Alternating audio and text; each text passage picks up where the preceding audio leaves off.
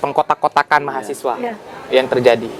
Akhirnya mengakibatkan tanggung jawab untuk memikirkan masyarakat itu hanya dibebankan kepada anggota BEM, hanya kepada aktivis. Jadi mahasiswa umum ini apa kerjanya? Apa kerjaannya? Kalau dari kita ya Bang ya, terlepas dari Tridharma Perguruan Tinggi, kita juga tidak luput dari trifungsi mahasiswa.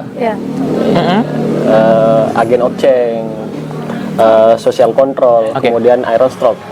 Jadi 3 fungsi ini sebenarnya yang harus dibangkitkan di dalam kesadaran mahasiswa. The conscious autonomnya itu yang hilang sekarang. Dengan perkara yang tadi yang disampaikan sama saudara saya Martoni, sebenarnya tidak menjadi sebuah membuat seseorang akan bosan untuk ikut di dalam sebuah organisasi ketika demonstrasi yang dilakukan. Tapi pemimpin atau BEM itu harus jelas dulu mau diarah kemana, Bang. Kira-kira arahnya akan dibawa kemana.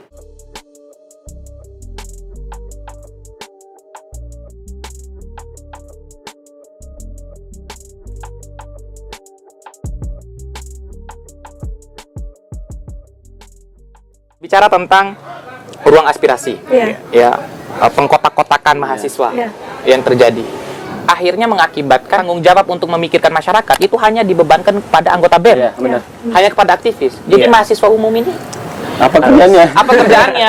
Dia nggak mikir tentang masyarakat. Yo kalian kan aktivis, ya kalian aja gitu. Nah, kira-kira ada nggak solusi terhadap persoalan menyekat antara mahasiswa ini? Terkait dengan di kita, solusinya sebenarnya sudah ada semua. Pertama di kata dari cahaya itu, Bang. Nah, di setiap huruf itu memiliki makna masing-masing. Nah, coba dijabarin maknanya. Yang pertama ada C-nya, Bang, di sana, kolaboratif. Nah, di sini di kolaboratif ini memang membutuhkan sebuah kolaborasi yang memang harus betul-betul kita maksimalkan bersama dengan semua stakeholder. Bukan hanya dari BEM, bukan hanya dari mahasiswa, tapi seluruh sivitas akademika ataupun dengan masyarakat. Untuk kita bangun bahwa berkolaborasi untuk membangun UNRAM Go Internasional itu harus banyak pihak yang terlibat, ataupun untuk membangun sebuah aspirasi, membuat sebuah gerakan itu harus banyak orang yang kemudian terlibat. Huruf selanjutnya ada adaptif, yang dimana di sana BEM ini harus mampu beradaptasi dengan berbagai macam keadaan, yaitu dari hari ini, semisal kalau kita baca kondisi Indonesia ataupun secara umumnya di mahasiswa di UNRAM, seolah-olah sekarang mahasiswa ini gagal menemukan sebuah titik temu. Benar, sepakat saya. Gagal menemukan sebuah titik temu. Kalau kita ibaratkan bahwa Indonesia adalah sebuah rumah, Bang, maka Universitas Mataram adalah ruang bagi kita untuk bertemu dan bertaut. Oh iya. Hashtag kita juga gagasan bertaut. Oke. Banyak betul ya, romantis ya. Iya. Oke, saya nyambung dikit ya tadi. Iya, boleh. Dari apa yang disampaikan paslon nomor 2. Jadi ketika paslon nomor 2 ini menyampaikan argumentasinya, saya sendiri, Bang. Kenapa tuh? Karena saya sepakat kita sejalan tapi beda jalur. Gitu. Oke. Jadi karena makna dari hal yang seharusnya kita tekankan sekarang adalah bagaimana kita berkolaborasi. Saya benar-benar sepakat bahwa kita tidak boleh mengkotak-kotakan diri. Tapi itulah kejadian sekarang. Banyak orang yang mengkotak-kotakan diri. Kadang apa alasannya, latar belakang berbeda, bahkan soal penampilan pun itu menjadi hal yang paling membuat kita mengkotak-kotakan diri. Cocok. Sehingga itu juga ya tadi kenapa kemudian saya salah satu alasan memberanikan diri di sini, karena tadi saya bukan background dari BEM, kemudian kenapa memberanikan diri, karena saya merasa ketika saya mencalonkan di sini justru teman-teman perempuannya lebih semangat rasanya. Rasanya kita juga ternyata punya ruang untuk benar-benar ikut nih. Makanya tadi ada mulai muncul emak-emak school dan lain sebagainya. Udah ada kayak gitu? Ada. Iya. Antara mau dia pakai jilbab besar, jilbab kecil, mau dia nggak pakai jilbab, di sana bersatu. Dan keberagaman itulah yang sangat kita rindukan. Kesatuan dari keberagaman itu yang sangat kita rindukan. Sehingga di Cahaya UNRAM seperti tadi tagline kita yang pertama itu adalah kolaboratif. Karena sinergitas itu yang perlu. Coba kita lihat BEM. BEM sering melaksanakan program-program yang sebenarnya ada ormawa lain yang lebih punya tupoksi di sana. Contoh misalnya di pengembangan riset dan lain sebagainya, kita nantinya bisa bersinergi dengan ormawa yang memang memiliki fungsi di sana.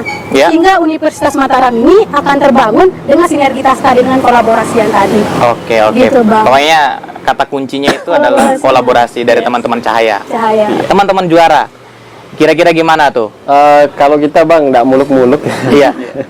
Kalau dari paslon Juara ya, karena hashtag kita kan bergerak bersama. Baik. Jadi apapun yang kita lakukan, apapun yang akan kita kerjakan, kita renungkan dulu dan kita musyawarahkan dulu dengan teman-teman BEM fakultas.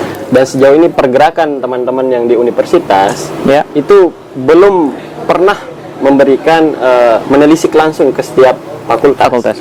Memang mungkin pernah datang di setiap fakultas, tapi kurang intens memperhatikan apa permasalahan di setiap fakultas. Sebenarnya BEM Unram kan sebagai bapak atau ibu lah, orang tua ya, sebagai orang tua, dan seharusnya tidak mengambil program kerja yang dimana itu bisa diambil oleh organisasi-organisasi yang ada di tingkat universitas. Nah, itu menjadi permasalahan sampai saat ini. Kemudian kalau di kita, kenapa kita memakai hashtag bergerak bersama? Karena dari rekan-rekan BEM setiap fakultas ya, ada sekitar 7 BEM fakultas yang mendorong kita untuk maju, Bang. Jadi 7 BEM fakultas ini memang sepakat bahwa kita akan maju menjadi ketua BEM di universitas. Jadi bukan hanya keinginan pribadi untuk maju, Bang. Jadi bukan hanya desakan pribadi. Itu pun hamin berapa hari kita ditentukan oleh teman-teman. Saya juga dalam keadaan ya kita menerima apa yang menjadi amanat dari teman-teman ini. Nah, kemudian untuk masalah program kerja, ya, masalah program kerja yang sifatnya menunjang prestasi mahasiswa, kemudian masalah fasilitas mahasiswa, itu perlu dirembukkan dengan teman-teman yang lain. Tidak memberikan keputusan secara langsung pada saat kampanye dan sebagainya. Yang terjadi saat ini. Yang terjadi banyak melakukan keputusan sepihak. Iya, sepihak. Tanpa melihat kondisi apa yang dibutuhkan oleh teman-teman di setiap fakultas. Kan seperti itu yang terjadi. Dan kemudian kita juga memerlukan banyak banyak kerangka yang harus dibangun, dan kerangka itu yang sekarang hilang.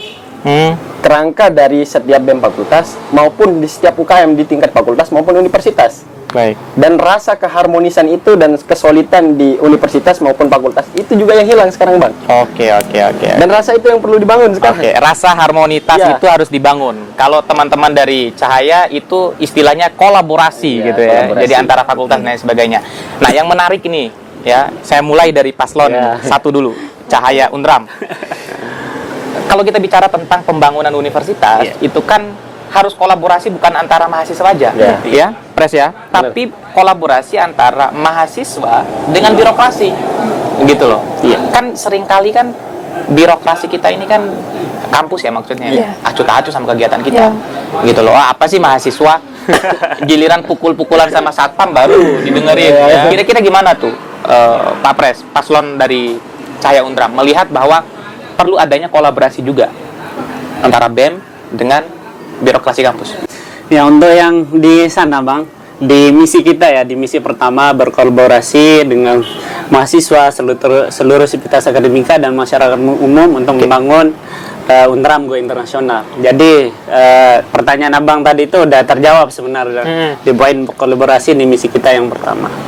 Sehingga di sana, Bang, di beberapa tataran yang harus kita bangun juga semua segmentasi harus kita kolaborasi. Perkara misal dari akronim kita ataupun di setiap huruf yang tadi ada kolaboratif, ada adaptif, harmonis, terus yakin, aktif dan amanah. Nah, di sana itu memuat sekaligus sebagai budaya kita membangun BEM Universitas Mataram ini. Tadi menarik ketika Martoni menyampaikan bahwa seharusnya program kerja itu adalah program yang nantinya akan kita rembukan gitu sebelum dan lain sebagainya. Tapi yang perlu kita pikirkan juga bahwasanya sebenarnya adanya program kerja dan upaya yang kita tawarkan ini adalah salah satu bentuk kematangan kita sendiri untuk siap menyambut terkait dengan apa yang nantinya akan kita berikan. Artinya kalau Martoni bilangnya seperti itu berarti mereka belum matang. Bukan begitu juga. Gimana. Kembali lagi nih. Kan kita ke sudut pandang lagi. Kita misalnya satu jalan tapi beda jalur tuh main lagi gitu sini. Jadi kami memandang bahwa terkait dengan program kerja yang kita coba tawarkan, melihat kondisi dan membaca kondisi itu adalah kondisi yang secara umum. Yang secara umum memang dibutuhkan oleh universitas dan memang dibutuhkan oleh beberapa ormawa. Karena beberapa hari terakhir juga kami sempat berkunjung ke beberapa fakultas juga terkait dengan apa kebutuhan, apa aspirasi dan lain sebagainya. Pun juga sama alasan maju, kenapa maju di BEM Unram. Jika misalnya paslon 1 maju didasarkan, paslon nomor 2 maju didasarkan keputusan para ketua BEM, kami maju, Hamzan maju dengan asas kebermanfaatan, berarti saya maju dengan tadi akses bahwa saya ingin membawa suara-suara yang kadang sering untuk tidak didengarkan. Karena Bang menarik perempuan tuh Bang. Iya, benar. Menarik memang. Kita di Indonesia Bang, mayoritasnya perempuan. Oke. Dan berdasarkan hasil riset bahwasanya perempuan ini Selalu benar. jarang sekali mau ikut campur dalam proses-proses politik gitu. Ya. Termasuk di kampus. Kenapa? Karena kami berpikirnya bahwa apa sih fungsi kita sebenarnya gitu. Oke. Kita nggak punya ruang. Kadang juga kita sering mengalami diskriminasi banyak. Seperti yang kita lihat bahwa perempuan itu dihormati kadang kalau dia pandai berbicara. Oke. Kadang kalau tampilannya good looking, eye-catching misalnya. Nah, itu sudah hal yang sering kita lihat itu. Tapi kemudian isu-isu bagaimana untuk menciptakan rasa percaya diri kepada perempuan nih. Kita berbicara tentang perempuan yang secara umum. Kadang perempuan yang harus memiliki rasa percaya diri. Nah, itu juga yang menjadi alasan kemudian ada kolaborasi yang kami angkat di kata Cahaya Undram, ada adaptif, ada harmonis masuk lagi tadi. Kita percaya bahwa rasa harmonis itu harus ada. Bagaimana kemudian kita menjadikan BEM Undram ini sebagai rumah kita. Rumah untuk Ormawa, rumah untuk semua mahasiswa tanpa dia dipandang dia dari mana, bentukannya kayak gimana dan lain sebagainya. Dia harus satu. Kok bentukannya melototnya ke saya? Aduh. Bentukannya kayak gimana? Iya. Harus aktif. Kemudian BEM Undram ini juga harus menciptakan rasa yakin, ini yang penting, rasa yakin. Nah, ini yang menarik ya teman-teman semua ya, karena bagaimanapun kita bicara tentang BEM ini sangat strategis ya. Dia akan menentukan arah jalan mahasiswa di masa depan, khususnya untuk Universitas Mataram. Ketika kita bicara tentang mahasiswa, tadi Pak Martoni ya, ada mahasiswa kupu-kupu, ya, ada mahasiswa organisatoris, ada aktivis, ya, dan semuanya ini memberi sekat nih. Ya. Kalau mahasiswa organisasi mungkin jumlahnya paling 20% dari seluruh mahasiswa Undram. Artinya ada 80% nih yang mahasiswa tidak berorganisasi. Nah, strategi dari paslon nomor 2 untuk menyelesaikan persoalan apatisme mahasiswa dalam Tridharma Perguruan Tinggi, pengabdian, penelitian, dan pendidikan. Kalau dari kita ya Bang ya, terlepas dari Tridharma Perguruan Tinggi, kita juga tidak luput dari trifungsi mahasiswa. Agen obceng, social control, kemudian aerostroke. Jadi 3 fungsi ini sebenarnya yang harus dibangkitkan di dalam kesadaran mahasiswa. The consciousness otonomnya itu yang hilang sekarang. Jadi kalau dilihat ya Bang ya, kalau dilihat sebenarnya yang perlu itu kita harus jadi bunglon. Bisa menjadi bunglon di setiap elemen mahasiswa. Nah ya, teman-teman yang ada di BEM Fakultas terutama, di FKIP, di Ormawa-Ormawa Fakultas, saya bilang, kalau teman-teman ingin mendapatkan anggota lebih banyak, ataupun bisa diakui oleh birokrasi, ataupun mahasiswa umum, teman-teman harus menghilangkan jejak diri sebagai pemimpin. Artinya, ketika sudah duduk di kantin, udah bukan pemimpin lagi, teman sudah. Teman diskusi. Hilangkan wibawa kita sementara. Mari kita berdiskusi saja. Hilangkan ego itu ya. Hilangkan ego itu dulu.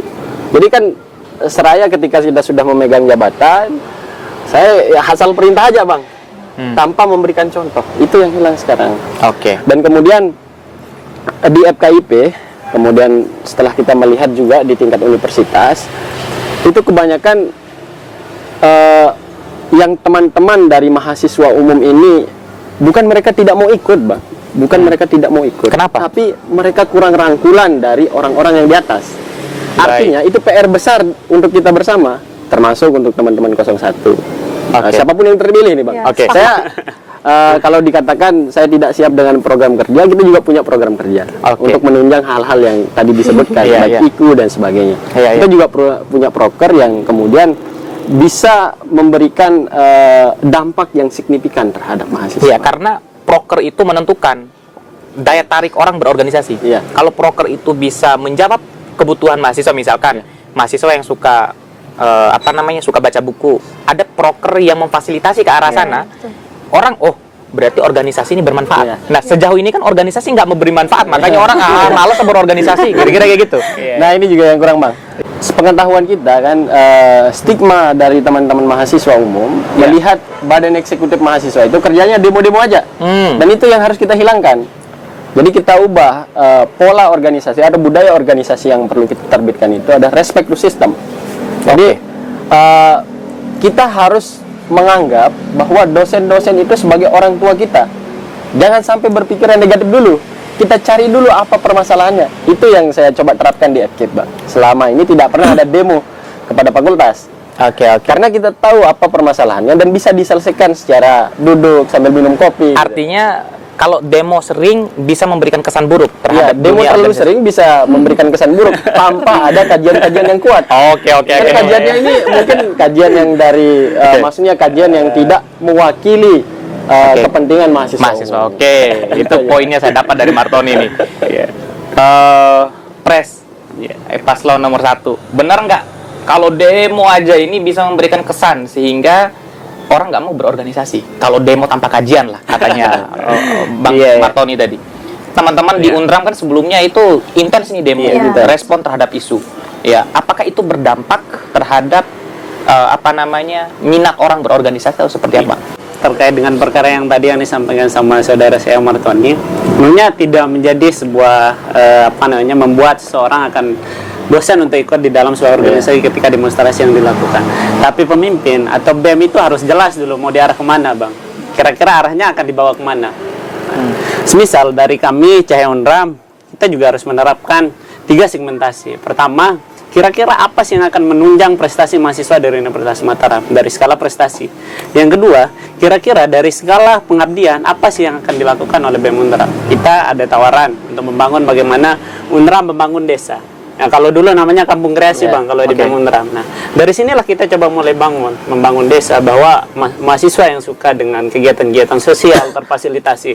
Dan ini rata-rata semua himpunan, semua UKF biasanya rata-rata membuat ada pengabdiannya gitu. Sehingga coba kita inisiasi, berkolaborasi secara bareng, kita tawarkan kira-kira konsep yang tepat untuk Unram membangun desa ini seperti apa. Sehingga program kita juga harus berdasar dan berlandas, dan sehingga kita coba mengambil dari SDGs, Bang. Apa itu? Sustainable Development Goal. Selain itu, Bang, selain yang itu, tadi sempat disinggung bahwa BEM itu harus bisa menghadirkan sebuah keyakinan kepada mahasiswa. Dalam artian ketika BEM Unram sudah bersikap, berarti orang sudah percaya terhadap BEM Unram. Semisal kita hadirkan tentang data cerdas.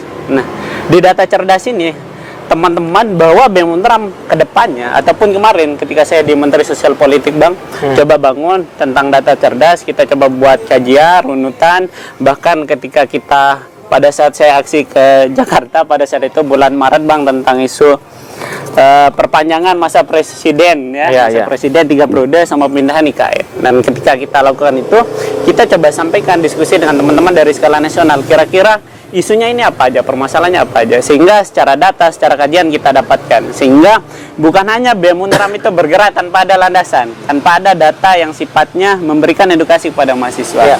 Dan kita coba menghadirkan sebuah platform yang mungkin tidak pernah ada di Unram, secara khususnya memang di BEM Unram. Dan kita coba ingin lihat kampus-kampus yang lebih maju. Kita ada namanya platform Aman. Nah, ini ada sebuah aplikasi yang nanti akan menghadirkan sebuah inovasi-inovasi yang baru. Dan ini mungkin bisa dijelaskan, ditambahkan sama ada terobosan ya. Boleh. Karena tadi tertarik juga dengan yang disampaikan Bang Yusril ya, bahwa kenapa kadang kalau kita berbicara tentang BEM ini sebenarnya organisasi atau BEM ini nggak ada manfaatnya ya kan untuk mahasiswa. Sehingga ini juga menarik. Kenapa kemudian kami selalu mengatakan bahwa pasangan Cahaya ini dari latar belakang yang berbeda, sama gitu, pola pikirnya juga berbeda. Hamzan dengan fokusnya di pergerakan dan lain sebagainya, dan saya di sini dengan fokus bagaimana kemudian hak-hak mahasiswa itu bisa untuk kita layani lewat BEM Unram. Salah satunya adalah dengan melayani terkait dengan isu-isu yang akan kita angkat seperti MBKM, Bang. Itu ternyata menarik juga MBKM. Bagaimana penerapannya magang. Karena kemarin waktu saya ikut magang, itu banyak sekali mahasiswa yang susah mendapatkan lokasi magang karena kerjasama yang belum baik antara universitas dan perusahaan. Nah, sehingga dari platform nantinya ini, platform Aman ini, di sana akan kita akomodir melayani mahasiswa yang kemudian nantinya aduan masalah, kemudian informasi akan dapat untuk diakses secara universal tanpa mereka harus duduk bersama BEM Unram, tanpa misalnya kan, karena kita juga tidak bisa memaksakan semua orang itu untuk langsung yuk bisa ngomong dan lain sebagainya, nggak gitu kan Bang? Oke. Ada tambahan Bang. Di platform ini kita coba hadirkan sebuah aplikasi yang baru Bang. Aplikasi yang modelnya nanti memang ada beberapa item nanti di sana. Yang termasuk item aduan masalah, amankan masalah. Nah, jadi mahasiswa-mahasiswa umum ini Bang, ketika mereka datang ataupun mereka malas untuk ke kampus, ya bisa membuka aplikasi, permasalahannya apa, misal permasalahan UKT, fasilitas kampus yang tidak didapat, ataupun mungkin dosen yang agak kurang aktif di dalam ruangnya, atau mungkin permasalahan skripsi, mereka bisa adukan ke aplikasi tersebut sehingga kita udah punya data, ini datanya, ini orangnya, nomor HP-nya, ini sekian, sehingga BEM Unram lahir dengan digitalisasi untuk konsep mengadvokasikan ke birokrasi. Ini loh permasalahannya. Oke. Dan itu bisa menyelesaikan persoalan apatisme. Iya, salah satunya bisa melewat sana selain dari 3 segmentasi yang harus kita terapkan tadi, Bang. Pertama prestasi, pengabdian, dan sosial kontrolnya. Oke. Kalau Martoni melihat apa yang disampaikan teman-teman paslon 1 itu bisa menjawab apatisme atau tidak? Atau ada hal lain yang bisa kita selesaikan, kita buat baru? Dari hasil rundingan kita bersama juga dengan teman-teman, bahwa survei juga nih Bang. Survei, misalnya nih Unram memberikan survei pernah mengadakan survei, misalkan survei tentang penelitian, tingkat tingkat pelayanan dosen di Unram misalkan. Dan keikutsertaan mahasiswa untuk mengisi survei itu sangat kurang. Sangat kurang. Dan bahkan jika kita ingin menerbitkan konsep yang disampaikan tadi, itu bagus konsepnya, tapi susah diaplikasikan. Kita jangan muluk-muluk di mahasiswa ini. Mahasiswa ini mengikuti apa yang menjadi tren di setiap globalisasi, di era globalisasi. Maksudnya kalau generasi Z yang ingin coba menerapkan konsep platform dan sebagainya, itu pernah kita gagas juga Bang di BMedKip. Itu pernah kita gagas dan banyak ada kekurangan. Orang-orang yang melapor sangat kurang. Dan itu menjadi catatan besar. Catatan besar yang harus diselesaikan, yang tidak hanya melalui platform. Artinya melalui platform media dan lain sebagainya itu tidak cukup menjawab masalah-masalah. Menjawab pertanyaan itu. Mungkin kalau sebatas menyampaikan aspirasi itu bisa lewat Google Form. Tapi yang paling penting saat ini adalah bagaimana modal sosial dari mahasiswa ini tumbuh. Modal sosial itu kan tidak bisa melalui platform, dan kepekaan sosial itu tidak bisa melalui platform. Kemudian kalau kita melihat sekarang di Mataram misalkan nih Bang, apa sih dampak hadirnya Universitas Mataram ini di lingkungan Mataram? Itu saja dulu. Apa dampaknya? Side effect Universitas Mataram ini berdiri di lingkungan Gomong, Kekale. Itu belum ada. Narkoba makin banyak. Seharusnya jika ini adalah tempat sentral pendidikan dan tempat sentral untuk kita mengkaji informasi dan memberikan solusi, seharusnya makin berkurang. Seperti itu. Oke. Artinya ini teman-teman bukan enggak penting ya platformnya, tapi lumayan sulit untuk kita aplikasikan. Ada bantahan kira-kira? Ada banget. Singkat. Ini ya yang seru, semakin banyak perbedaan kita justru semakin kita sadar bahwa ternyata nih kita punya banyak gagasan dan semuanya benar sebenarnya. Tapi yang dipertanyakan atau yang kita butuhkan adalah seberapa penting atau seberapa dibutuhkan gagasan itu. Terkait dengan yang sampaikan Martoni tadi, kasus beberapa kali ya ketika kita menyebarkan link survei terkait dengan bagaimana kualitas dosen, apa yang membuat mahasiswa ini malas untuk mengisi, karena tidak ada kepentingan yang mereka rasakan di sana. Karena keinginan mereka, dalam artian kebutuhan-kebutuhan mereka terhadap link itu, mereka merasakan tidak terlalu penting. Tapi berbeda kemudian ketika kita menyajikan misalnya ada amankan masalah yang memang khusus untuk pengaduan, kemudian ada amankan prestasi Bang. Coba kita lihat di amankan prestasi itu nanti akan ada konten, misalnya siapa mahasiswa yang mengikut lomba itu susah sekali cari partnernya. Itu salah satu yang membuat mahasiswa ini kurang berprestasi atau tidak ikut lomba dan lain sebagainya, karena susah mencari partner yang tepat. Nah, di aplikasi ini nanti akan kita buat model seperti Tantan.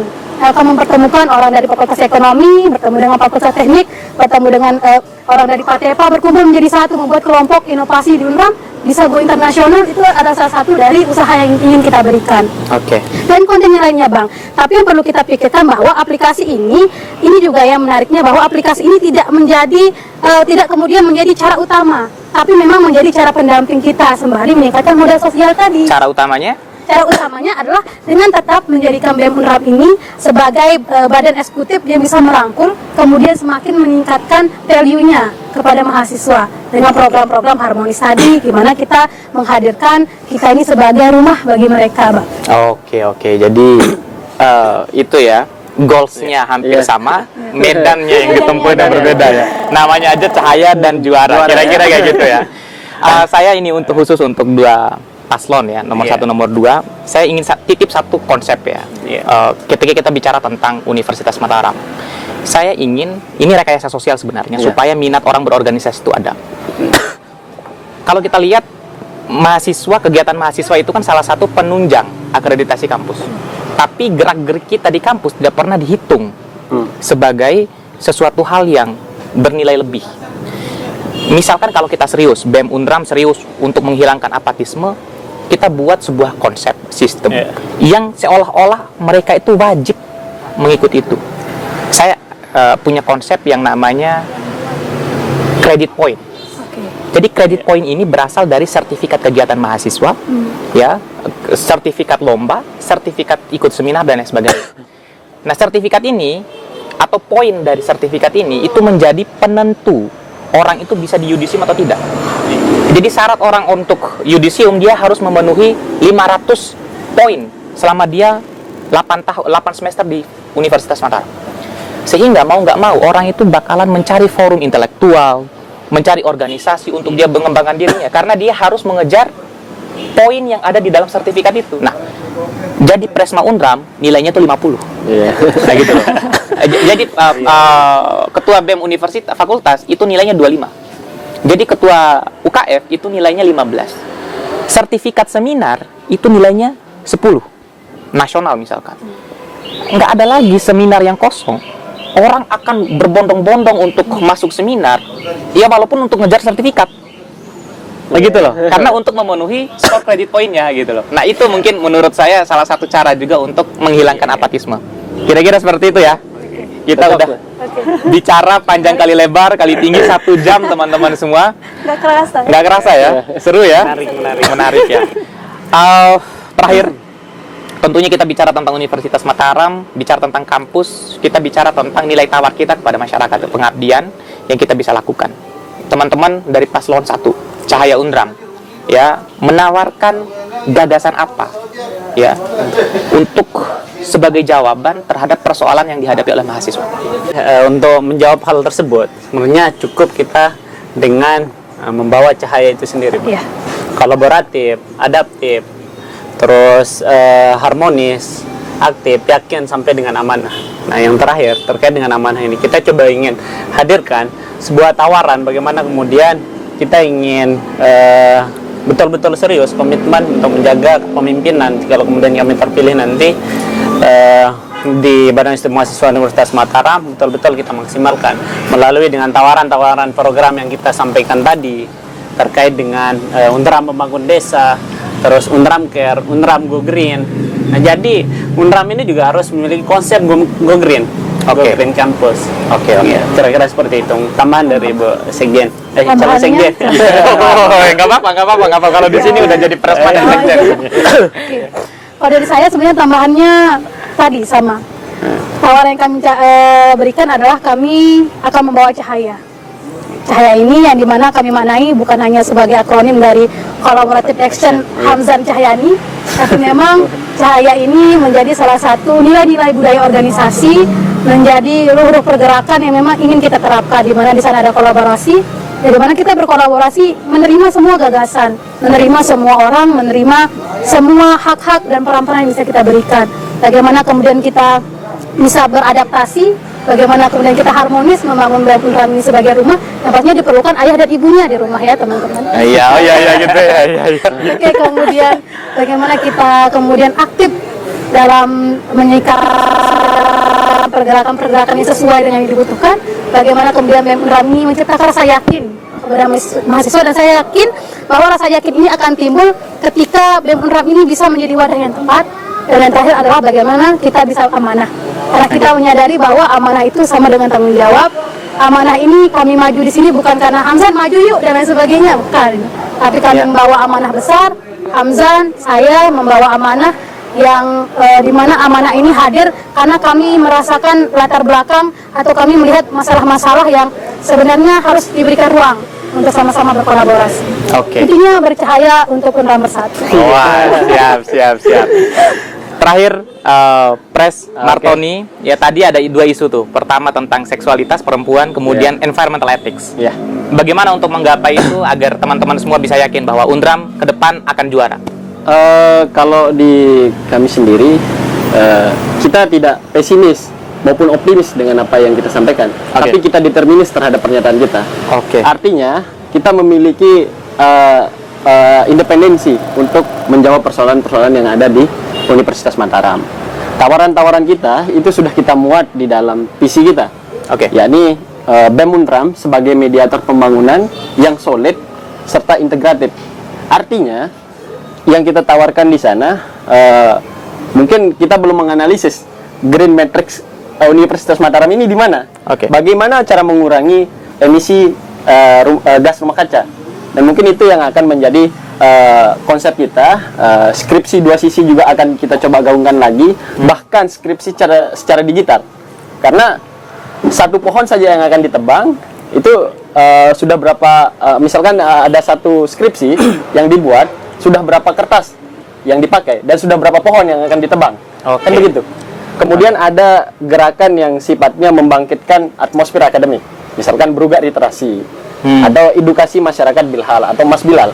Edukasi masyarakat Bilhal ini artinya kita mengedukasi masyarakat, tapi dengan perilaku kita, dengan edukasi kita, bukan dengan konsep-konsep saja, tapi langsung ke praktik apa yang akan kita berikan ke masyarakat. Kemudian kalau dikatakan teman-teman ingin membina desa, kalau kita akan tetap dengan konsep kampung kreasi Unram. Mungkin kita tidak akan menghilangkan itu, karena memang itu adalah warisan dari pemimpin-pemimpin Unram terdahulu. Jadi kita tidak mau hilangkan itu. Dan itu bagus juga sebenarnya. Dan itu bagus juga, harus dilanjutkan, sudah berjilid-jilid. Kalau dihapus dan tidak ada. Keren juga dihapus. Artinya teman-teman dari Paslon 2, apa yang masih bagus kita teruskan, apa yang kurang masih bagus akan kita teruskan. Apa yang kurang kita tambahkan, kita juarakan.